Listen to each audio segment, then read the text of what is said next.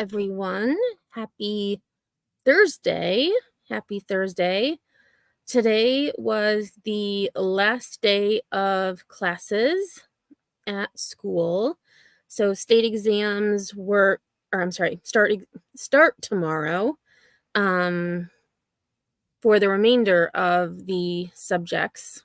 Algebra was about a week and a half ago. So those who don't have state exams, who have already passed, won't have to come to school the rest of the year. But then those who do have to take state exams will be expected to attend.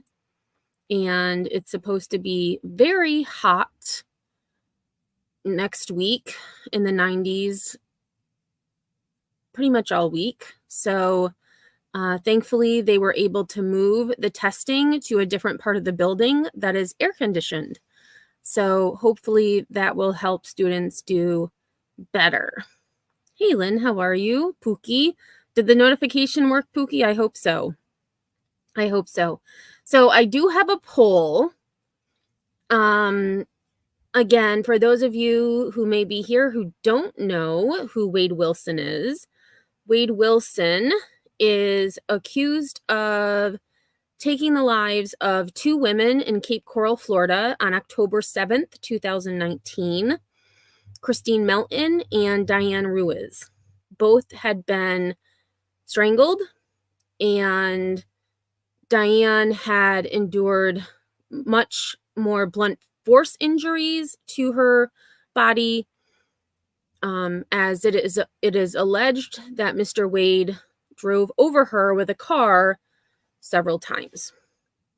He is also accused of battery in the incident of attacking his ex-girlfriend Mila, or Melissa, outside her spa shortly after he allegedly killed the other two women.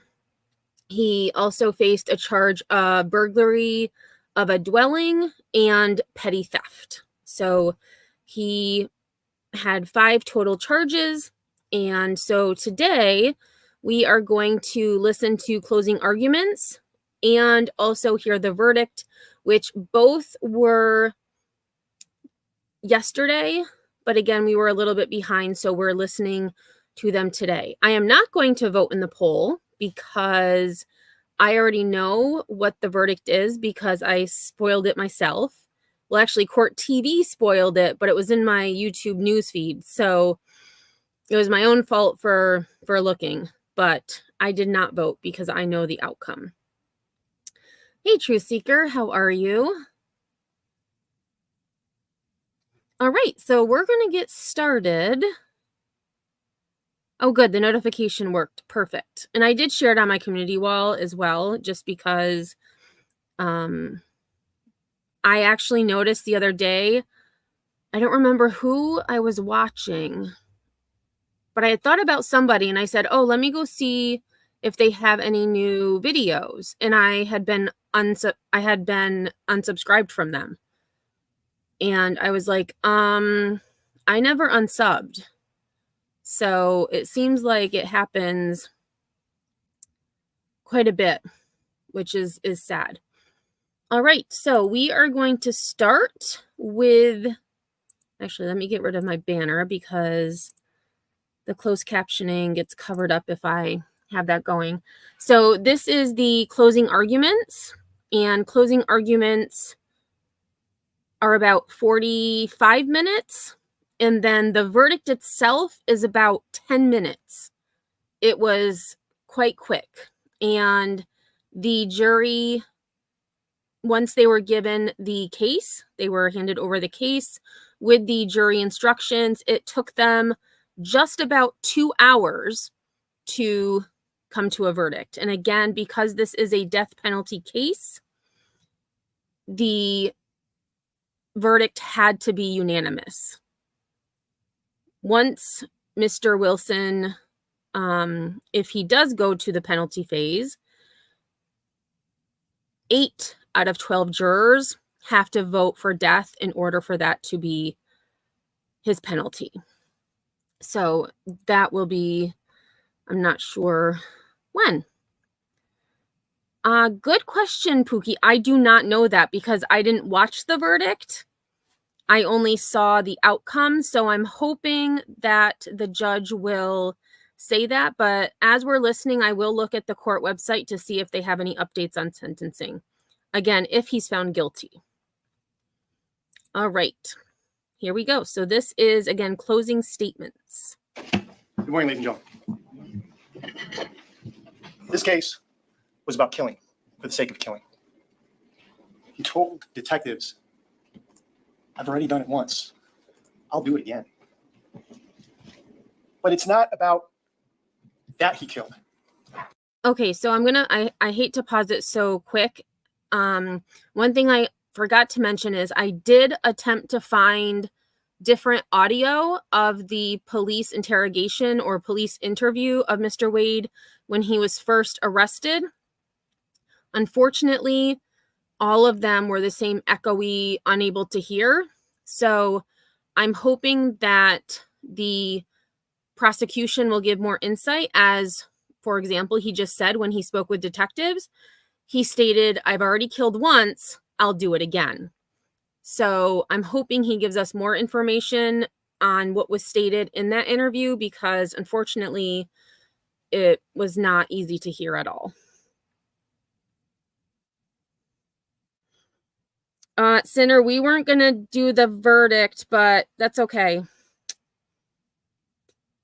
Because that's why I said if he goes to the penalty phase, because some may not have spoiled it like I spoiled it for myself.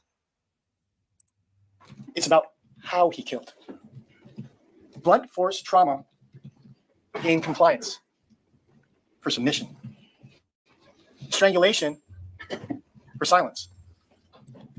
According to him, it only takes 2 minutes. He doesn't get scratched. He doesn't get hurt. They don't yell. They're quiet. They can't get away even if they wanted to. He's too strong. Those are the people he goes after. On the 7th of October of 2019, he went after Christine Melton. He went after Melissa Montanez. And he went after Diane Ruiz. Only one survived that day. Only one. Why? Because there was too many people around. But if you remember what he said, he had killed her too if given a chance.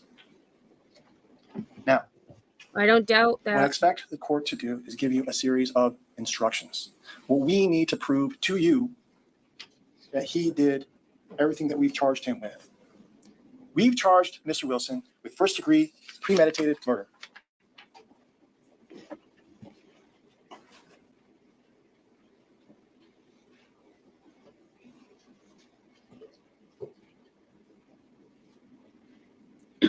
We need to prove that Christine Melton is dead.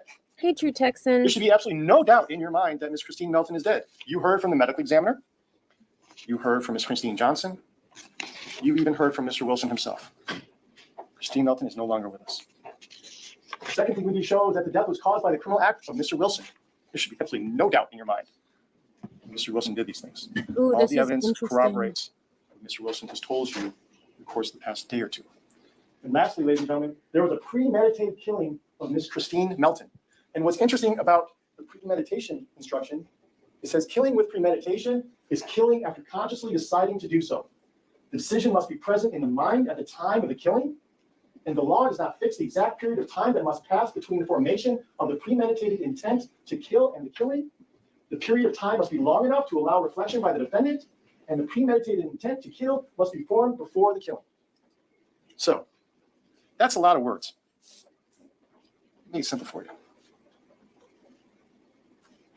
When one is sitting outside in the evening time, and it's humid out, and a mosquito lands on your arm, you look down. You decide to kill that mosquito. That's premeditation, ladies and gentlemen. Because the law does not fix a period of time.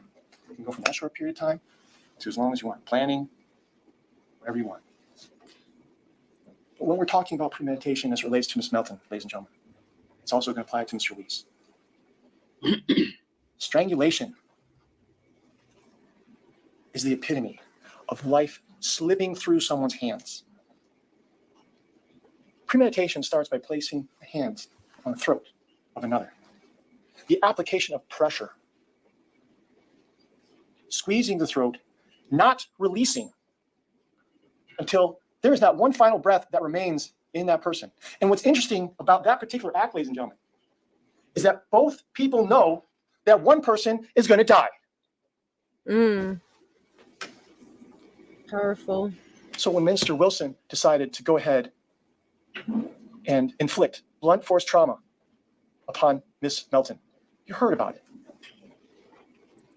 And so one thing I've observed, I'm not sure if anyone else has, the past couple of days, right? So there was 2 days of testimony, and then this was the closing, and then the verdict later in the day.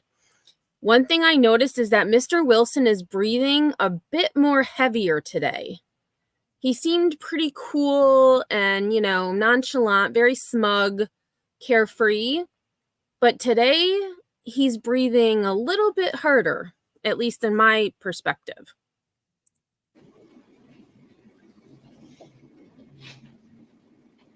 The broken nails, right? She was a fighter. She knew what was happening. We also know what? The lungs, the colon, the bladder. What else? The liver. You heard about the brain swelling from Dr. Coyne? She was alive when all that happened. Couldn't happen after she was strangled.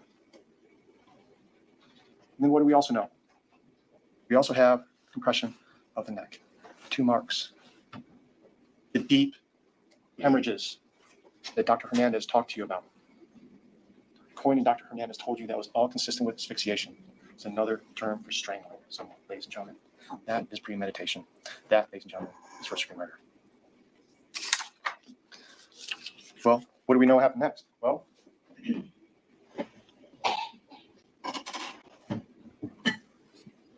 we have to prove grand theft of a motor vehicle, right?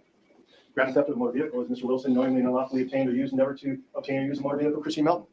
You saw that black Nissan Versa. You know it belongs to Miss Christine Melton. Her registration's in there. Her tags are in there. Her phone is in there. Stephanie Johnson identified it as her car. When did he use it? After he killed her.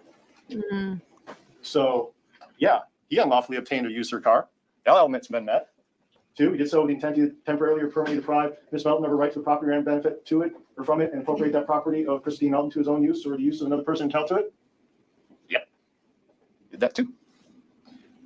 And 3rd, the stolen property was a motor vehicle. You saw it on Mr. Lukasz's video. Rolled up in it. It's clearly a motor vehicle, ladies and gentlemen. I submit to you, that charge has been proven as well. Well, where does he go to from there? Well, after he's gone ahead and killed Miss Melton and taken her car and held her face up to utilize her phone, he makes a whole series of telephone calls, right, to Miss Montanez. Hey, I need to see you. Where are you at? Calling her repeatedly. Miss Lavogian told her, don't bring him here. Tell him you meet him at your spa. Well, ladies and gentlemen, that's why we showed you the phone records. The 630-962-1256. Miss Melton's phone number.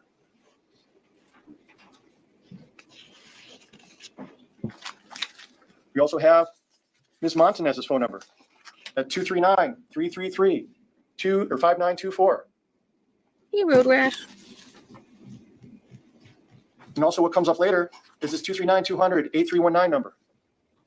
The reason why these phone numbers are important, ladies and gentlemen, is because when you look at the phone records of Miss Montanez, okay, on page 1 of 6,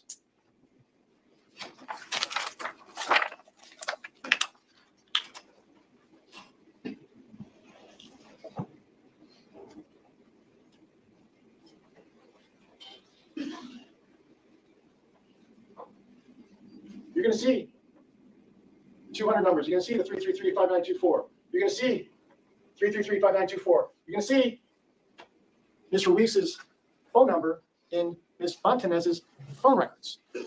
There's no reason why Ms. Melton, let alone Ms. Ruiz's phone, should be in Ms. Montanez's phone records. The only reason why we showed you that was to corroborate what was happening that morning. He was utilizing Ms. Melton's phone to contact Ms. Montanez. And not only that, ladies and gentlemen, is when he couldn't use Miss Melton's phone any longer, he got a hold of Miss Ruiz's phone. That's when her number starts popping up on Miss Montanez's phone records. It corroborates what Miss Montanez was telling you. He is calling and he is repeatedly trying to get a hold of her.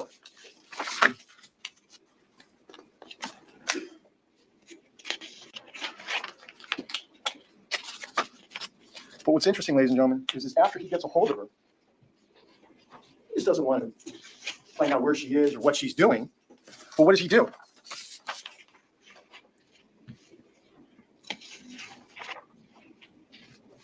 He tries to pull her into Miss Melton's car. He almost runs her over by getting out, attacking her, trying to pull her clothes off of her, beats her repeatedly. She's chased up the stairs. He held her up against a wall with her throat. He punches her in the face until blood spatters all over the place. You saw the photograph of Miss Montanez. You heard the testimony of Miss Montanez. You heard the testimony of Miss Lavogian. You heard the testimony of Miss Williamson. You also heard the testimony of Miss Griffin. There should be absolutely no doubt in your mind that he committed an attack or a battery upon Miss Montanez. And the only thing I need to show for a battery is that he actually intentionally touched or struck Melissa Montanez against her will. There's no way that she consented to that. Absolutely, it was against her will. What was she doing? She was screaming. He was threatening. Fortunately for Miss Montanez, she survived. But if given the chance, she had been dead. But there's too many people. At least that's what he told us. Wow. So that's interesting. So I'm assuming that that was also stated in that interview with police that we couldn't hear very well, that if he had the chance, he would have killed Mila as well. Wow.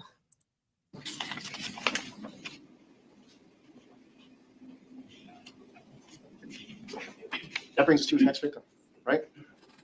After he gets done with Miss Montanez, he takes off in that vehicle. There's too many people.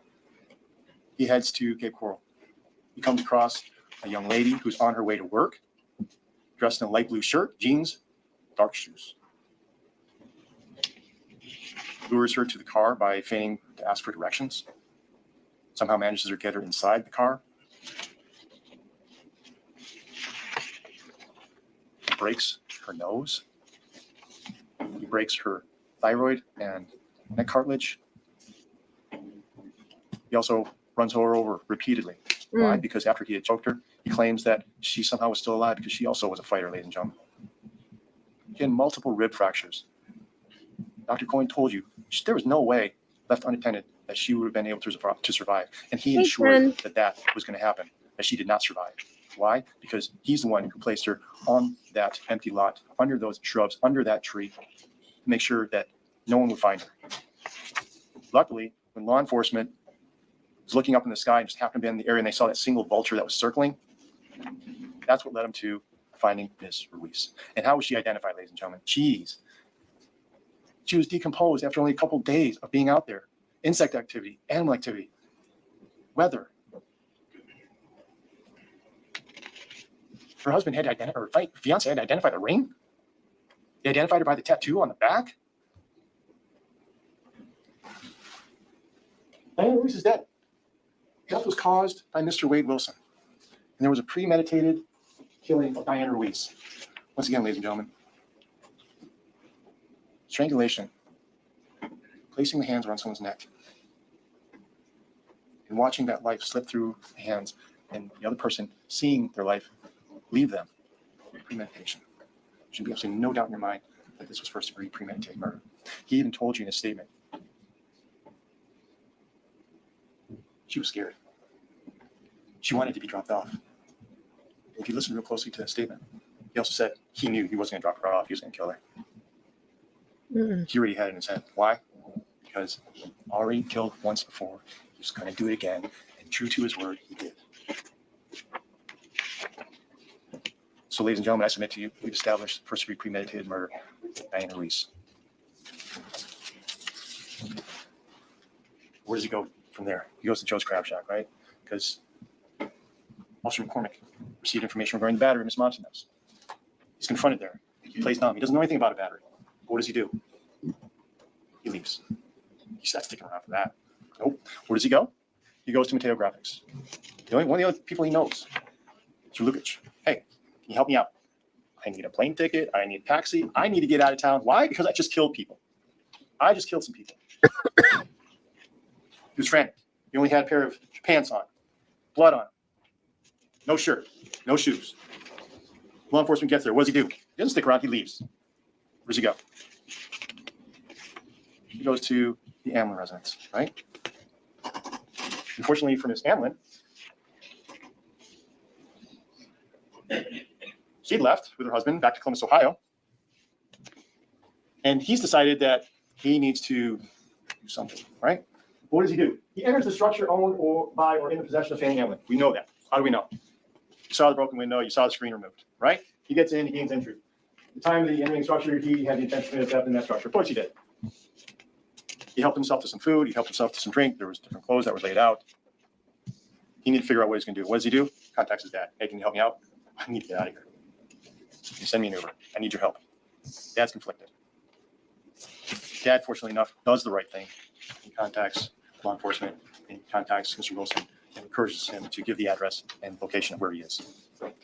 But while Mr. Wilson is in there, like I said, he commits theft because he knowingly and unlawfully obtained or used or endeavored to obtain or use the property of Fanny Amlin. You saw the White Claw, seltzers. You saw there's food that was laying there. You saw the clothing that was laid out. You saw the backpack. He did so with the intent or injury, affirmingly to deprive Fanny Amlin of her right to property or any benefit from it, or appropriate the property of Fanny Amlin to his own use or the use of any other person not entitled to it. He didn't have permission to be in there. He didn't have permission to utilize any of the items that were in there, and he didn't have any permission to do anything inside that residence, let alone endeavor to use it, obtain it, deprive Ms. Amlin of it. Nothing. So, ladies and gentlemen, we submit to you. We've established burglary. We've also established theft.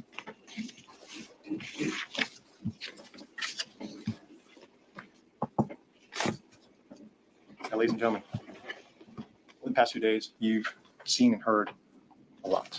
Okay.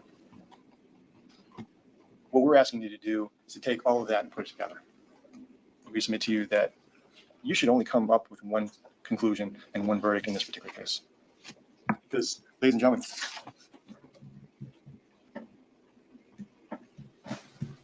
this case was never about Mr. Wade Wilson. It's about what Wade Wilson did to Christine Melton and Diana Ruiz. And make no mistake about it, despite his bragging, his boasting, and the excitement he wants to feel, this case was nothing more than a graphic, vulgar display of power. And we're going to ask that you find Mr. Wilson guilty of first-degree premeditated murder for killing and strangling Ms. Melton. We're asking that you find him guilty of grand theft of a motor vehicle for stealing and taking Ms. Melton's car. I'm asking that you find him guilty of battery for striking Ms. Montanez against her will. I'm asking that you find him guilty of killing and strangling Ms. Diane Ruiz and basically committing blunt force trauma by running her over and trying to make her look like spaghetti. I'm asking that you find him guilty of burglary of a dwelling for going to and breaking into the Amlin's residence, and also for petty theft for taking and helping himself to whatever it was inside that allowed him to do the things that he did. Thank you very much for your time. Powerful.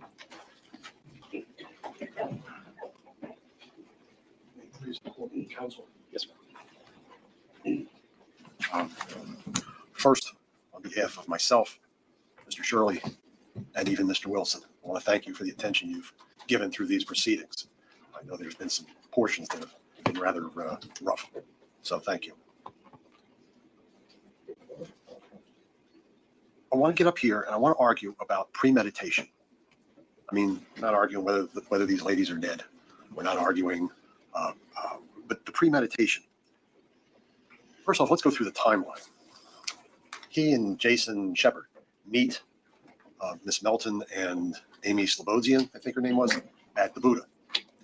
He goes home, leaves Melissa Montanez, his girlfriend, there, takes her car, and apparently Jason drove them back to Miss Melton's house. They have sex. They have consensual sex. Jason Shepard said so. And then something happened. I suspect it was the drugs. Shepard was saying, oh yeah, we were doing cocaine, just not my cocaine. That was for me. Well, if you listen to the statement that was played yesterday, Mr. Wilson talks about using flocka. That is not good stuff. It puts holes in your brain. Objection, facts not in evidence. Sustained. Anyway, at some point between, That's interesting because I just remembered. I don't remember hearing about flocka or anything about what it does to you. So interesting. 2 and 4, maybe, Miss Losian leaves and something goes wrong. Miss Montanez described it. Killer eyes, 2 black holes, no soul, as she put it. Kills Miss Melton. Wraps her up. Why? Rather than premeditation, I would submit to you that the judge is going to give you an instruction on second-degree murder. And one of the, or also known as depraved mind murder. I don't think anyone can argue that none of this was not depraved.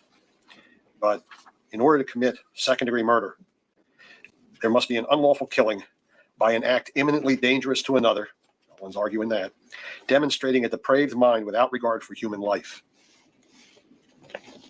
An act includes a series of related actions arising from and performed pursuant to a single design or purpose. An act is, quote, imminently dangerous to another and demonstrating a depraved mind, end quote, if it is an act or a series of acts that a person of ordinary judgment would know is reasonably certain to kill or do serious bodily injury to another, no question about that, is done from ill will, hatred, spite, or an evil intent, and is of such a nature that the act itself indicates an indifference to human life. Whatever he was doing, nobody's arguing was not depraved. Look at the timeline. Miss Melton was murdered sometime between 2 and 4, maybe, when Miss Slobosian left. She had to go to work. Then there's the incident about 7:30, 8 o'clock with Miss Montanez. According to her fiance, Miss Ruiz was going to work sometime between 9 and 11. She left the house. So the contact between Mr. Wilson and Miss Ruiz is on a road in broad daylight. This isn't some kidnapping in the middle of the night. They're not saying it was kidnapping, though.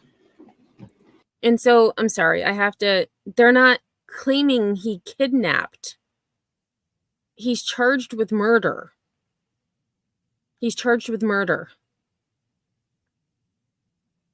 So I'm not sure why he's talking about kidnapping. Again,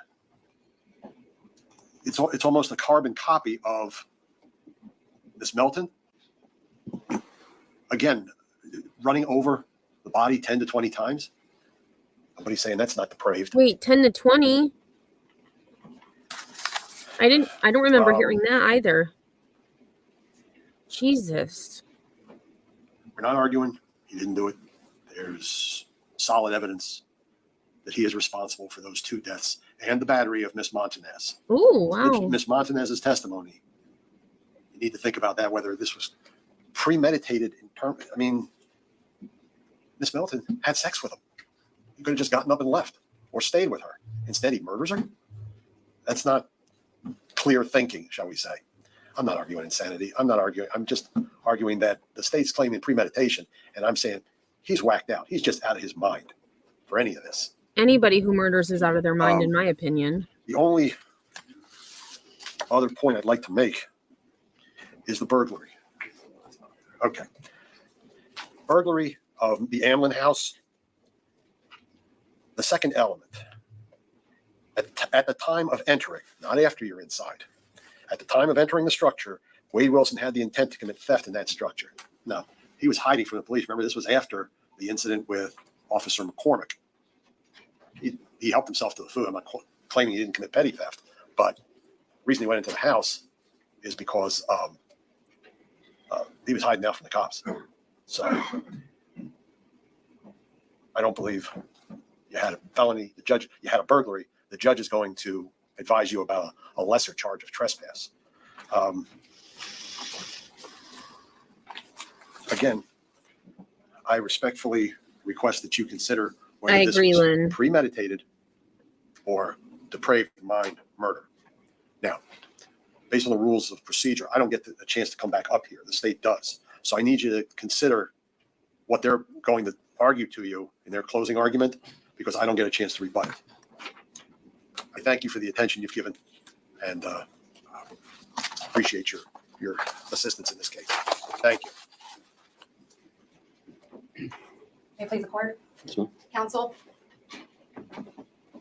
Ladies and gentlemen of the jury, this was premeditation all day long. The Agreed. defendant's attitude toward these women was despicable. He bragged about their deaths to his dad after he killed them. No regret, no remorse. And he replaced the name Christine's mother gave her at birth with the name bitch. I killed Oof. a bitch. I Oof. choked that bitch out. Wow. And 3 days later, he's still bragging about it to law enforcement. And his biggest concern, whether he could get a hamburger and french fries. As Diane Ruiz laid in that field, being scavenged by animals with bugs eating her face to the point where she's unrecognizable, this guy over here wants some french fries. And he's bragging about the fact that Diane Ruiz looks like spaghetti. Mm. This is a man with no respect for women, with no respect for human life. When asked about Mila and killing her, he says, there were too many people around. I probably would kill her, you know. You know what I mean, given the chance. Now I want to start with premeditation, because what you're going to see is you're going to see a jury instruction about lesser included offenses. And second degree murder is a lesser included offense of first degree premeditated murder. And there's no doubt that if you read the second degree murder instruction, you're going to see that it involves ill will, hatred, spite. So there's not a premeditation element, but there's ill will, hatred, and spite. There's no question that he is full of ill will, hatred, and spite. But the law requires you to find for the highest charge. It says when considering the evidence, you should consider the possibility that although the evidence may not convince you that the defendant committed the main crime of which he is accused, there may be evidence that he committed other acts that will constitute a lesser included crime. Therefore, if you decide the main accusation has not been proved beyond a reasonable doubt, you will next need to decide if the defendant is guilty of any lesser included crime. Ladies and gentlemen, you don't even need to go to second degree murder. You don't even need to consider lesser included crimes in this case, because the state has met its burden and proven premeditated murder. And I want to start with the defendant's own words about premeditation and how we know that he took a second to think about what he did before he did it. Okay, I'm going to slow her down. All right, the truth is, I picked the girl up and killed her. I wasn't worried about the school, you know. Remember, this is during the day. School is in session, and it's an elementary school. Little kids being dropped off by moms and dads and buses. I wasn't worried about school, you know. I choked her out until she couldn't breathe anymore. Oh my God. She wasn't fully dead yet. No, he's choking her. He could have stopped, but he decided to continue so that he could kill her. She wasn't fully dead yet, and she was still alive. And I pushed her out of the car, and she tried to get up. And I ran her over with a car. And I ran over maybe like 10 times, 10, 20 times, her head, her body. Jesus. He says, I put the window. Okay, so this is everything we missed in that interview with detectives, that the sound was awful. So when I had said, 10 to 20 times, we didn't hear that. It's because it was part of that audio that was atrocious. So, Jesus, clearly he was bragging. He was proud of himself for what he did. And I don't doubt that if those two older people were home that he broke into the house of, they wouldn't be here either. Down, and I said, hey, do you know where the high school is, where the school is at? Could you show me? She said, it's right down there. I said, I drove by there and I didn't see it. Could you please show me? She got in the car. That's all it took. That's all it took. Got her in my car. And then from there, we drove to the school and I was going to drop her off. But I knew in my mind, I wasn't going to drop her off. There's the mind. I knew in my mind I wasn't going to drop her off. But she wanted to get dropped off there. I said, okay, you can go. As soon as she went to get out, whatever, I grabbed her by the neck and choked her. That's when I was choking her right there. I was choking her out right there. She came back to life 3 or 4 times. I mean, she was a fighter for sure. I'll give her that. When I pushed her out, she fell out still alive, trying to get up. I backed up and just ran and hit her until she was not moving anymore. That's not premeditated murder, ladies and gentlemen. I don't know what is. And after Christine Melton, when he picked up Diane Ruiz, he told the detectives, I was like, you know what? I've already done it once. I'm going to do it again. It came across my mind to murder, just kill, kill, kill.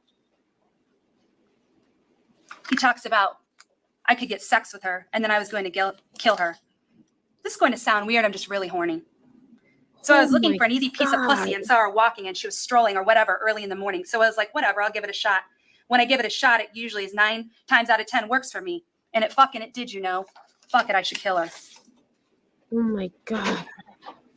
He says, she did not need a ride afterwards, which is why I started choking her because she was going to get out of the car. She said, drop me off here at school. I could tell she was getting scared. I saw the fear, and I think the fear triggered me to just kill her. It was going in a weird direction. I could tell things were off because she wanted to be pulled over, and she really wanted to get out of the car bad at this point. And I could tell she was I can sense you, fear. I'm like a fucking lion, and you're the prey, and I can sense it.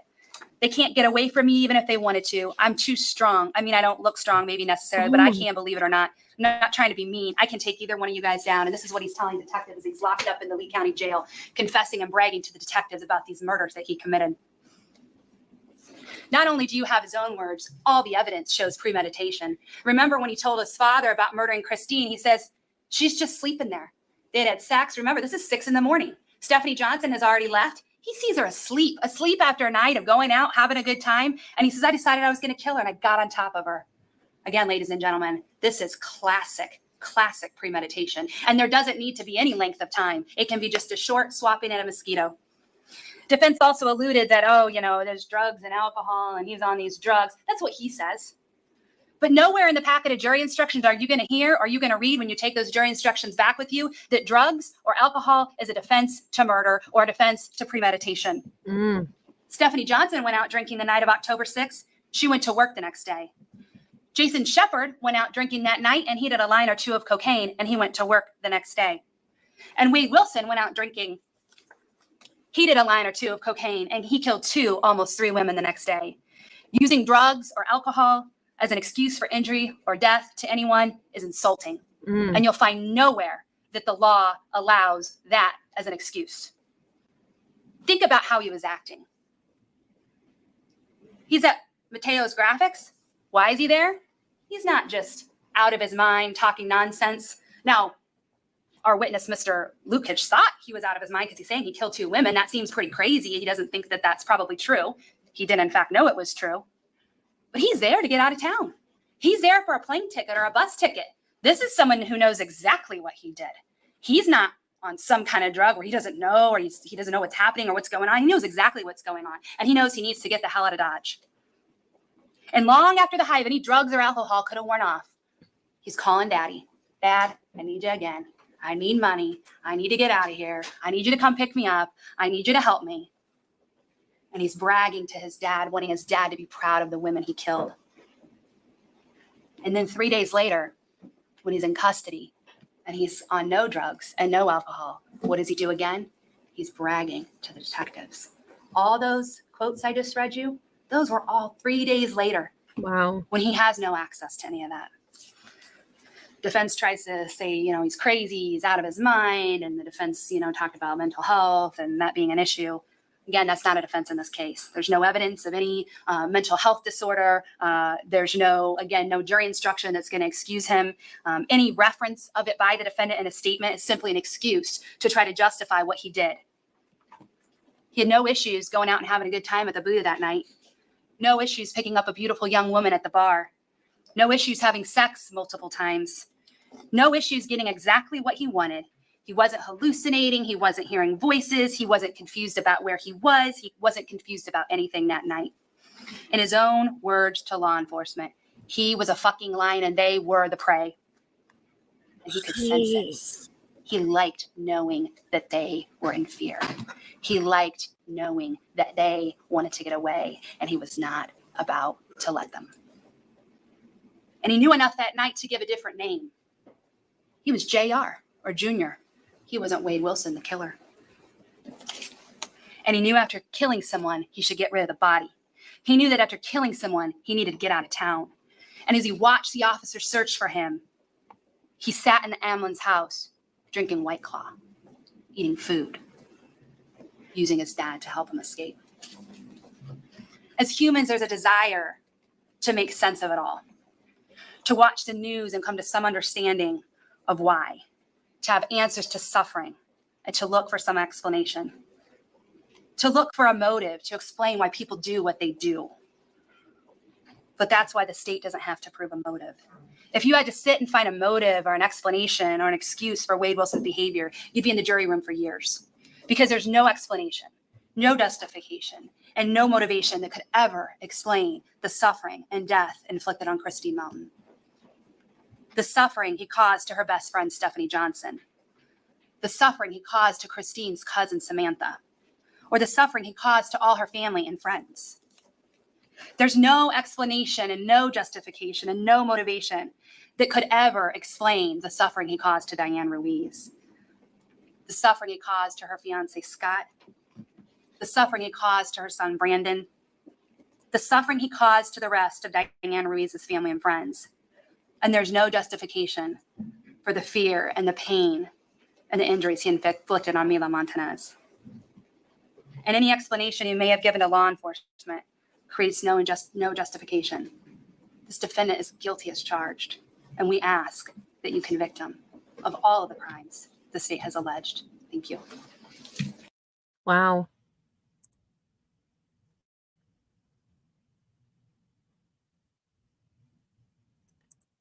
Okay, so this is now going to be the verdict. And I'm actually going to change outlets because the audio is better for court TV for some reason with the verdict. So wow. Yeah, she is good. And hey, Sober Pug, hearing what he said in that interview 3 days later, and again, I am still going to try to get that transcript. Maybe during the penalty phase, they will also play the audio and maybe they can clean it up a little bit. But hearing what the prosecutor recited that he had said to detectives 3 days later, that is insane to me. And the one thing that stuck out to me was that when he did say in his jailhouse interview just before being indicted that he had seen Diane Ruiz walking and he needed directions. And so she offered to show him, and he dropped her off at the bus station. Clearly, there was no bus station. And I also thought, because they had one of the witnesses, the forensic witnesses, had said that there was blood on the seatbelt or the side passenger panel, which I now have an explanation. When she tried to get out, he punched her in the face and then, went to kill her. And again, it was him bragging about the number of times that he chose to drive over Diane Ruiz to, quote, make sure she was dead. Oh my God, that in itself, just hearing, well, the DNA guy, clearly, yesterday we heard from that DNA guy that put Wade Wilson at both scenes. And the fact that he had both Diane and Christine's phones in Christine's car also was a deciding factor for me. But ultimately, if I was a juror and had heard that audio and been able to read the transcript as it went, I would have no doubt in my mind that he committed this crime. So if you haven't voted in the poll, please do so. I am going to end it. But pretty much, oops. Oh, there it goes. So 100% said guilty. And I tend to agree. So we are going to watch the verdict. And then I do have something that I created as we were listening to closing. So I hope 10 is still here because they were the inspiration. All right. Welcome back. We are following this breaking news out of Florida, where the jury has reached a verdict in the double murder trial for the defendant, the one we've been showing you throughout this week, the one who's unmistakable because of the skeleton tattoos that are on his face. The jury has made a decision in his case. His name, Wade Wilson, and he's accused of murdering 2 women in 2019. He allegedly confessed to the murders to his father. Let's get you back into that courtroom for the verdict, where the jury is present. The jury, my understanding is we have reached a verdict. All right, do you have the verdict form? All right, we pass that to the bailiff.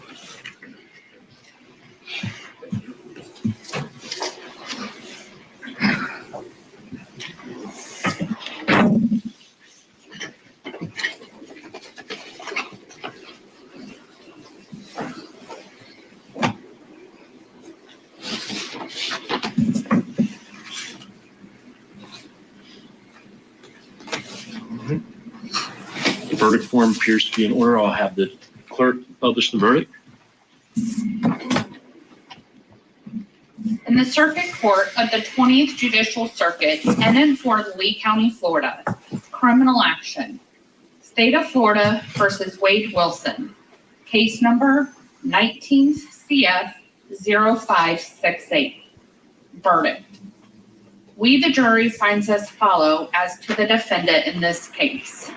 Count 1, first-degree murder, Christine Melton. The defendant is guilty of first-degree murder. Count 2, grand theft motor vehicle. The defendant is guilty of grand theft motor vehicle. Count 3, battery. The defendant is guilty of battery. Count 4, first-degree murder, Diane Ruiz. The defendant is guilty of first-degree murder. Count 5, burglary of dwelling. The defendant is guilty of burglary of a dwelling. Count 6, first-degree petty theft.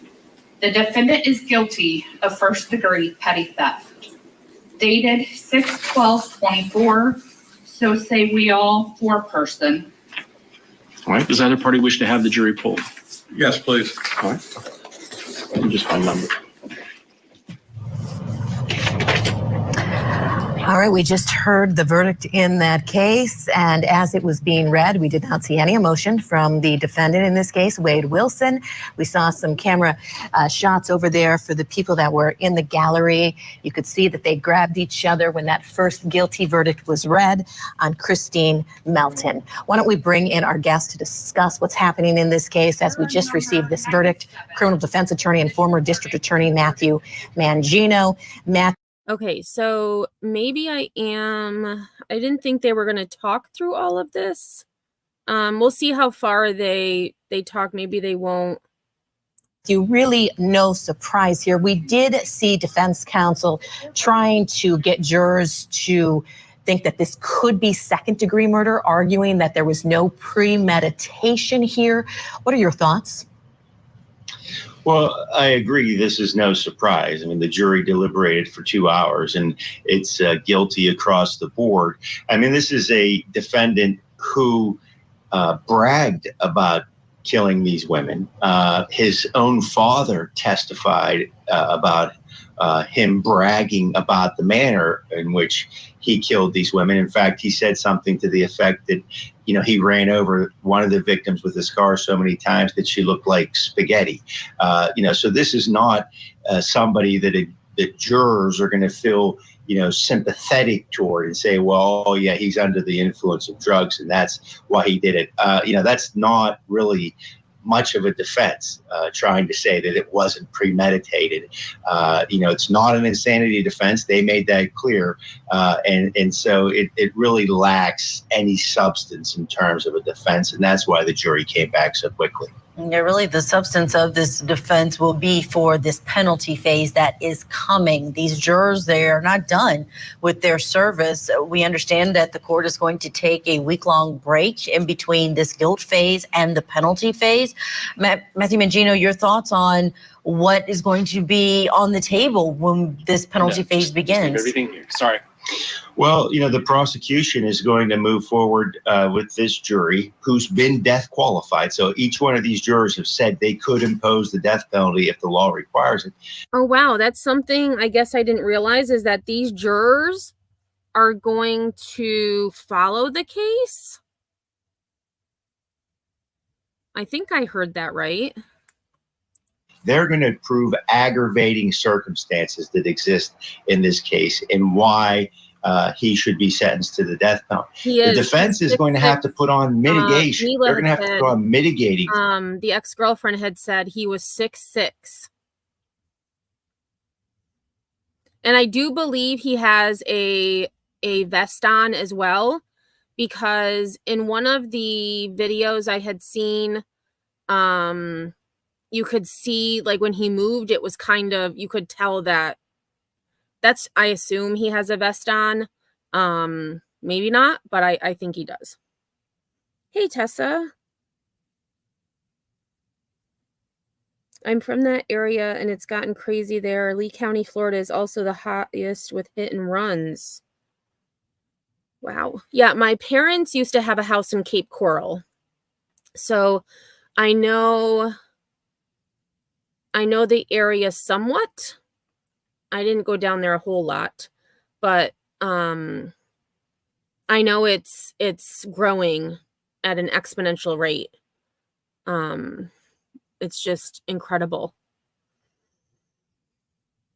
Factors. Matthew, I hate to cut you off. We have the judge speaking to the jury, so we need to go back in. Stand by. Like the jury's exited the courtroom.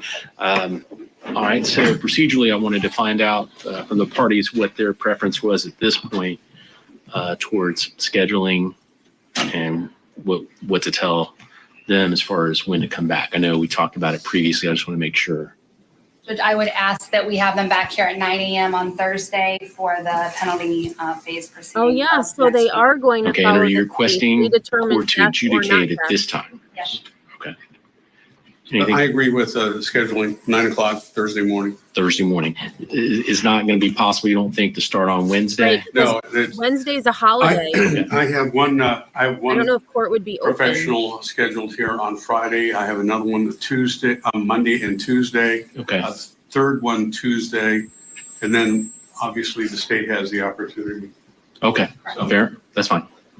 And we anticipate 1 to 2 days. So for sure, Okay. 2 days at the most. All right. Same with the defense. I agree. Okay. So I'm going to bring them back in, and I'll give them the same instruction regarding not discussing anything or any of that, or looking up anything, any of that regards, and then come back at 9 a.m. As for, let me see the verdict form, please.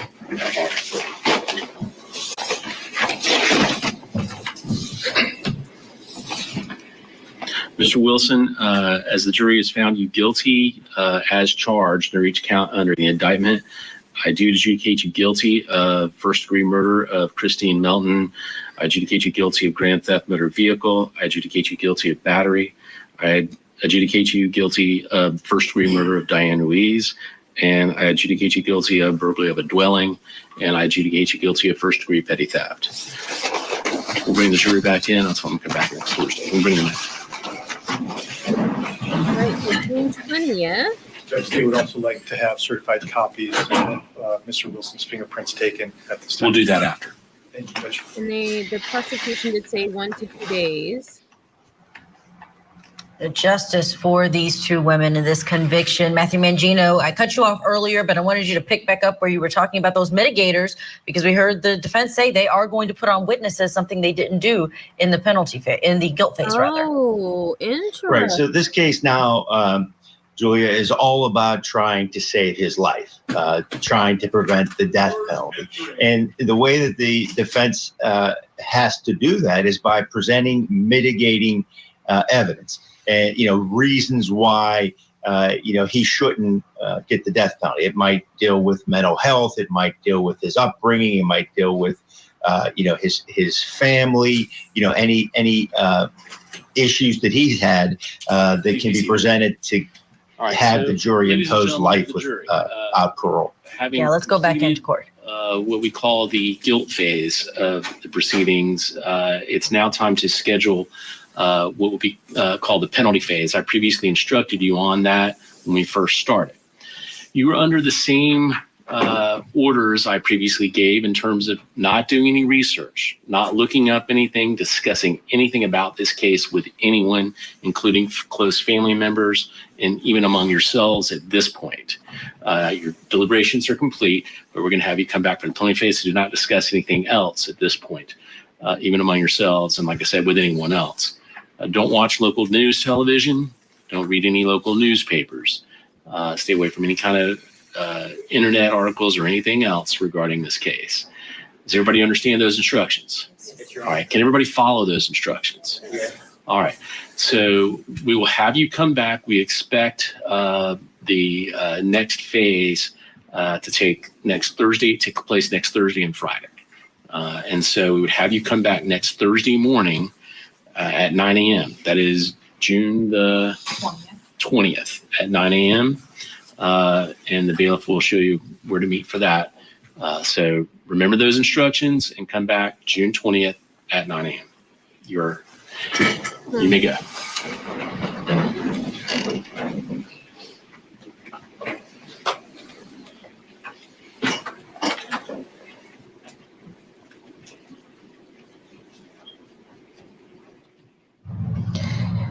You are watching live coverage of the verdict that was just reached in the case here we've been watching at Court TV in Florida. Florida versus Wade Wilson, guilty on every single count. And in 1 week, this same jury is going to come back and decide life in prison without parole or the death penalty. The judge now giving the final words to these parties. I know the state has requested fingerprints, and so we'll do that.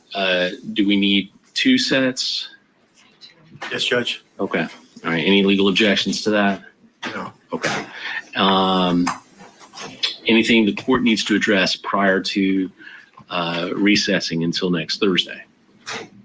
It's our understanding, and I think the court's aware then that the 2 alternates would also be instructed to come back Thursday. They'd sit as part of the penalty proceeding and then step in if need be. That's correct. So we will have to contact them and have them come back Thursday at 9 a.m. as well on June 20th. And I know you said you thought you might have some objection to that, but was that Objection true? to that? No. Okay.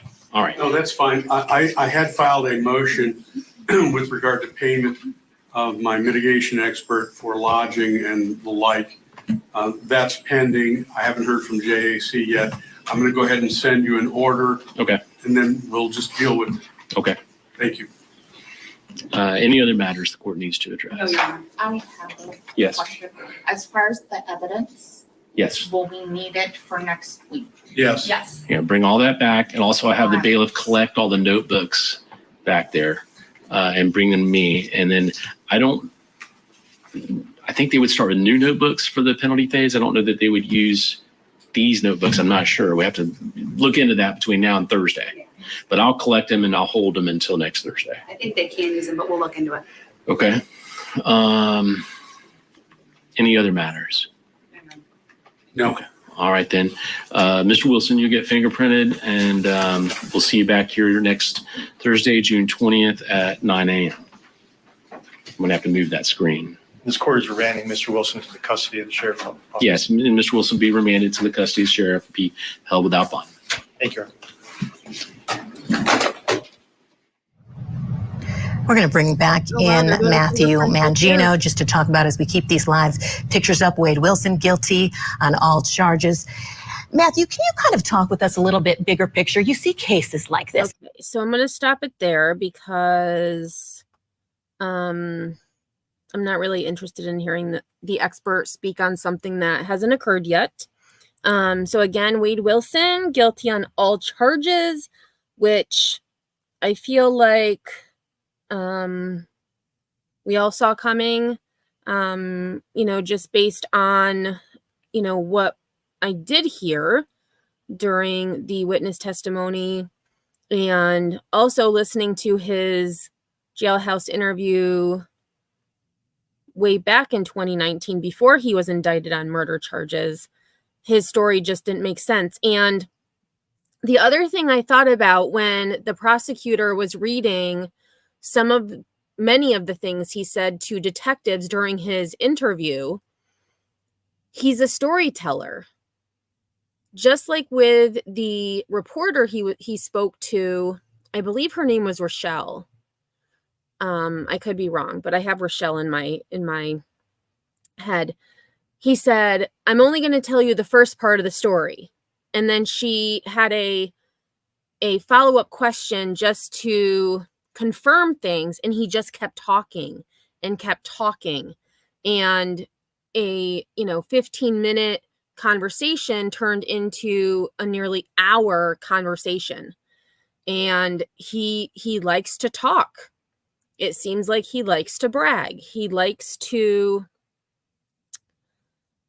boast. And I really want to hear that interview with detectives, but I have a feeling it's probably not going to be available until after the penalty phase. But I do have a note to check into that. Tessa, they deliberated about 2 hours after they were handed over the case. Yep. Which, I mean, based on what the prosecution said in their closing, I'm not sure there would be much to discuss. Possibly with the petty theft, or, I mean, obviously he did break into a house. He was apprehended there. They found belongings, that had been moved, or, the several White Claws that had been drank. So, yes. So definitely an interesting case. I will definitely go live next Thursday after work about the penalty phase. I'm assuming it's going to be a pretty long, kind of a full day of testimony. So we will figure things out depending on how long. We may just be a little bit behind, but I'm curious to hear what the witnesses have to say, especially those for the defense, because the defense reserved their right not to call any witnesses during the trial. So I'm curious as to what experts they are going to call to try to save Mr. Wilson's life. However, I am of the philosophy that if you take someone's life, you should lose yours. So I would possibly, I'm not sure if I would end up on a jury. I could definitely consider the death penalty, but I would definitely be imposing it. No question about it. Oh yeah, Tessa, I can only imagine. And I actually hadn't even heard of this case until I think it was Saturday, this past Saturday. There was Trial to Watch from Court TV popped up in my YouTube feed, and I was like, oh, what's this? And then another creator that I watch, Kit, also was covering it, and I was like, oh my gosh. So I was watching her live, and I'm like, wow, this is interesting. And the fact that the trial was just starting, I was like, this is a good one to follow, because I thought it was going to last longer than a week, but it didn't. So it was kind of nice. But I do realize why people do trials all day, because it's more difficult to catch up with them when you work full time, and just being able to do a few hours every night, you get behind. So this actually worked out really well. So don't forget, tomorrow we will do Words on Stream, since we didn't do it last night because I was covering this trial. And then we will be definitely live next Thursday and possibly Friday most likely Friday with the penalty phase for Mr. Wilson. So thank you everyone for being here. I do appreciate it. And if I don't see you for Fun Day Friday, I hope to see you soon. All right, y'all. Catch you on the flip side. Sorry, StreamYard is really messing up. It did the same thing with my intro. It said failed to load. So I'm going to, and it actually on my phone, it actually did load, but on StreamYard it didn't.